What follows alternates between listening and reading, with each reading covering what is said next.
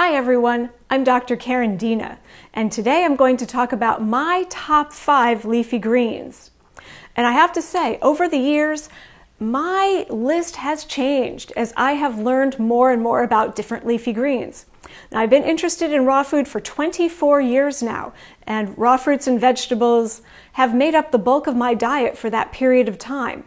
And I have to say, when I first started becoming interested in raw food, my leafy green repertoire was made up of 2 things: lettuce and spinach.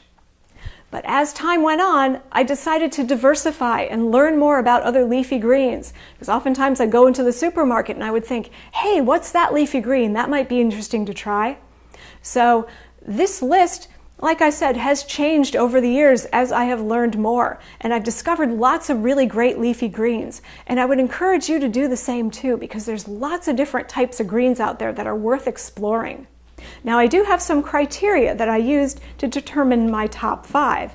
And that would include the availability of produce year-round. A good question to ask yourself is, can I buy this in the store year-round? Can I grow it in my garden year-round? It depends on where you live. There are some parts of this country and other parts of the world that may not have certain leafy greens year-round. So I would encourage you to try to do the best you can to find which leafy greens are available in your area and take a look at the quality of them and whether or not you can buy them or grow them. I've noticed that leafy greens that we grow here in our garden are of very high quality. The taste and the texture tends to be better than the ones that I find in the grocery store. The last one here is nutrient content, which for me is a very big consideration. And I have to say, I've been really surprised by certain leafy greens when I've seen the nutrient content of them. Some of them are just surprisingly high.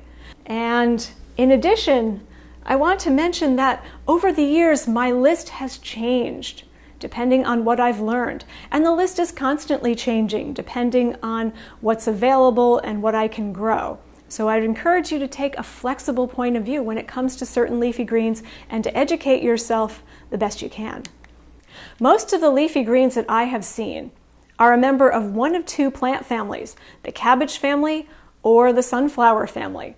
Oftentimes people think of leafy greens as being almost exclusively in the cabbage family, but that's not true. There's lots of members of the sunflower family that are very high in nutrient content, as we'll see in a moment. So let's go into my top 5. Before we go in though, I have to say, there was actually 6 plants that I really thought would be very good to make this list. So what I did was I have my top 5 and then I have one honorable mention. So we'll start with the honorable mention, which is arugula. What is arugula? Arugula is a leafy green that we find in the cabbage family. And here's a picture of what it looks like. To me, it kind of looks like a cross between dandelion greens and kale. Now, here in Northern California, it's easy to grow year-round.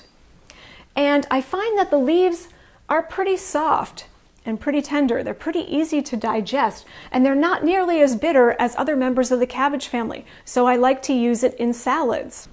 The nutrient content of arugula is very strong. Let's take a look at a nutrient analysis.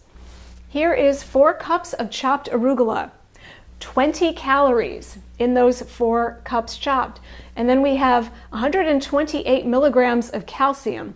Iron is 1.2 milligrams, magnesium is 38, potassium is 295, and zinc is 0.4.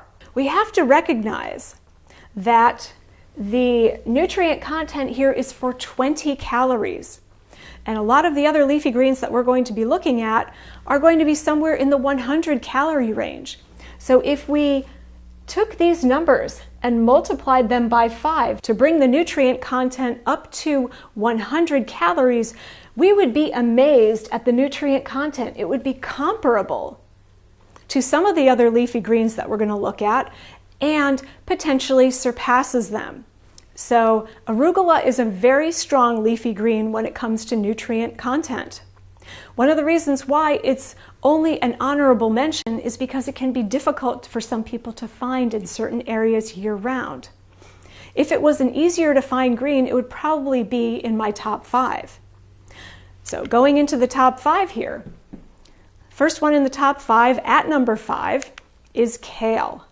And this may surprise some of you because oftentimes people think of kale as being a really strong leafy green when it comes to nutrient content. And it certainly is, but there's others that I actually enjoy more. Let's take a look at some of the attributes of kale. The first thing here is that it's easy to find in the store. And if you live in areas where you can grow it year-round, it's pretty easy to grow. The leaves can be a little bit bitter when you buy them in the grocery store. However, if you grow them in your garden, they tend to be a little bit softer and not quite as bitter. But I would say that the ones that you get in the grocery store can be quite bitter, and some people might not necessarily like the taste of them. So that's one of the reasons why I have it here at number 5. Kale is in the cabbage family, like arugula, and the nutrient content is strong. Let's take a look here. For 100 calories, we have 271 milligrams of calcium. That's about 1/4 of the daily value, or RDA, for calcium. That is impressive. Iron content is 3.4 milligrams, and that is notable. It's about 1/3 of the daily value for men and postmenopausal women, and then it makes a significant contribution to the iron needs for premenopausal women. Magnesium content is 68, that's very good.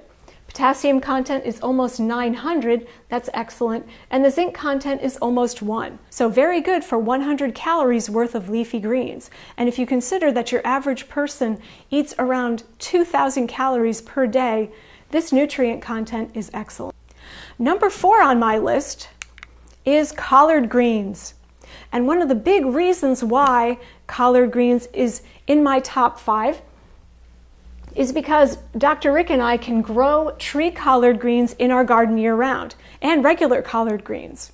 One thing that we love about tree collard greens is that the tree collards can get really tall, sometimes upwards of 12 or 15 feet, and a lot of leaves grow on them so that we have a constant source of greens year-round. Here's a picture of what a tree collard leaf looks like, and it looks very similar to regular collard leaves. So, some of the attributes of collard greens. They're very easy to find in stores. In fact, most grocery stores that I've seen have them, and many grocery stores have them organic. They are, like I said, easy to grow year-round. They tend to be pretty low maintenance from our experience, and they're very reliable as being a source of greens. They tend to produce a lot of leaves, and these leaves tend to be softer and not nearly as bitter when they are homegrown. So if you have the opportunity to grow collard greens at home, you'll notice the difference too. Collard greens are in the cabbage family, and the nutrient content is strong. Here is the nutrient content of 3 cups of chopped collard greens, which gives us 35 calories.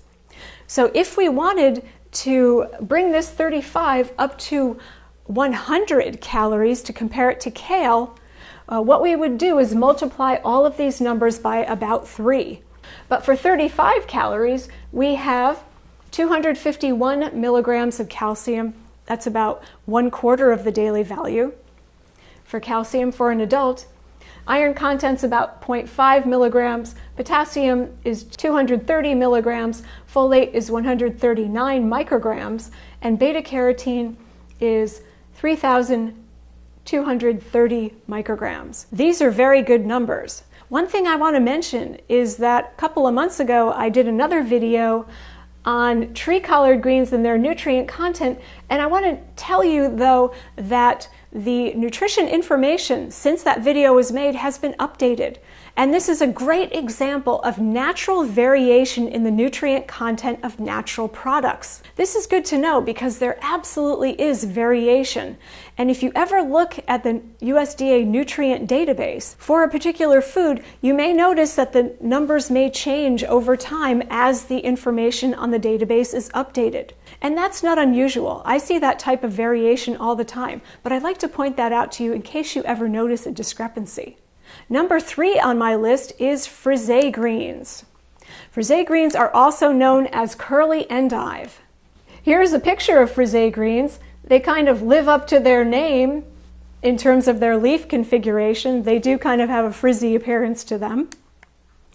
Why are they number 3 on my list? Because number 1, they're very easy to grow year-round. And I find that they have a very mild flavor, very lettuce-like. So for people who don't like the bitter flavor that you get in cabbage family plants, Frisée greens can be an alternative because they are in the sunflower family. And in general, the leafy greens that are in the sunflower family tend to have a milder flavor than the cabbage family. Here's the nutrient content of 3 cups of chopped Frisée greens. We've got 26 calories, 78 milligrams of calcium, 1.2 milligrams of iron, and 1.2 milligrams of zinc. Now, if we wanted to compare the nutrient content of Frisée greens to 100 calories of kale, what we would do is multiply these numbers by about 4. And you would see that Frisée greens give kale a run for its money nutrient-wise. Number 2 on my list is dandelion greens. And for those of you who know me, this may not be surprising because I love dandelion greens. Here are some pictures of dandelion greens. Here are some growing in my garden, and then here are some from the grocery store. Now, why are dandelion greens number 2 on my list? The reason why is because I find them to be very easy to grow year-round, and when I grow them in my garden, they have only a mildly bitter flavor. Now, if I do get them at the grocery store, they will be more bitter. Dandelion greens are in the sunflower family, along with Frisée greens. And the nutrient content really is exceptional.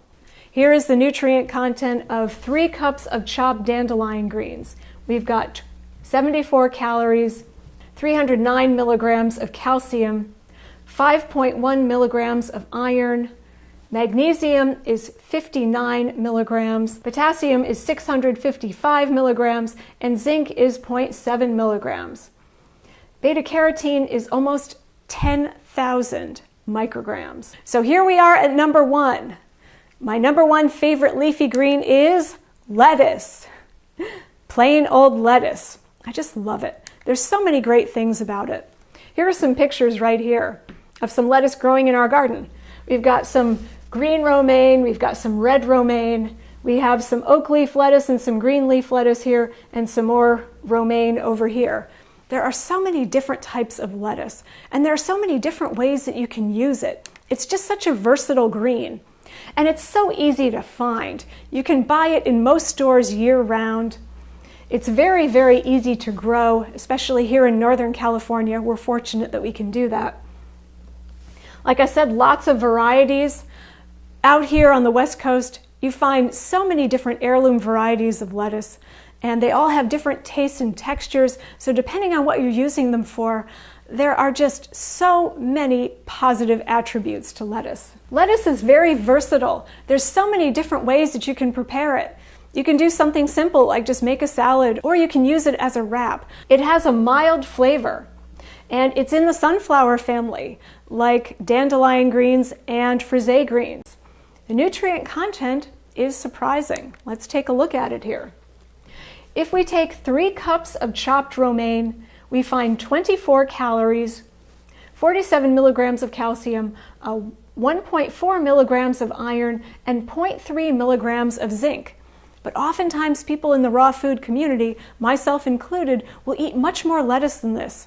I usually eat about a head of lettuce per day. So a standard head, that's the size that you would get in the grocery store. 1 standard head of romaine is about 10 cups chopped, and we have 80 calories, 155 milligrams of calcium, 4.6 milligrams of iron, and 1.1 milligram of zinc. That is very good for a mild-tasting leafy green. In closing, because there are so many interesting leafy greens to choose from, I like to rotate greens. I don't necessarily want to have the same thing every day, so I rotate through the greens that I enjoy. And how do I use different leafy greens? Number 1 would be a salad with a variety of other vegetables and some nice dressing on top. Number 2 would be a green smoothie. There are so many different greens that you can enjoy in green smoothies. Number 3 is juice, and one of my favorite juice recipes has cucumber, celery, lemon, and a little bit of dandelion greens. Thanks for watching, And for those of you interested in learning more about our educational opportunities or our lab work and nutrition consulting services, please visit our website at rawfoodeducation.com.